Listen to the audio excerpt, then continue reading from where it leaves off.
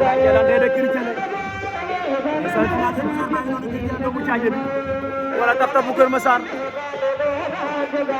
sampu na bëjënam fii ci diwaanu campement Ndangaan nee naa leen moo amoon combat le 21 mai daan Caatu Mbayaari fii la ubbee waat saison campement Ndangaan ci poussière yi moo koy finalu tey sam tombé le 4 mai 2026 ci campement Ndangaan Kirjale ngi noonu mbëru Aliou Diouf sa mbëru Diomaye borom Koungheul séeréer waaye mbëru Nabi borom Kër Massar ndeysaan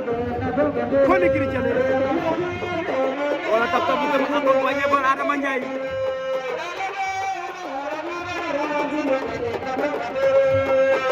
Kirjale sampu na bëjëlam nee naa mooy final ci poussière yi fii ci diwaanu campement Ndangaan mbëru Léo Diogul Kirjale mbëru Cheikh Ndiaye borom Daaran Bambara waaye le petit roi des arènes de la commune de Dia kooku mooy Kirjale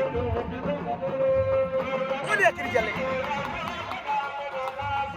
nee naa leen doomu Kër Massar waaye tamit doomu Caaje ba léegi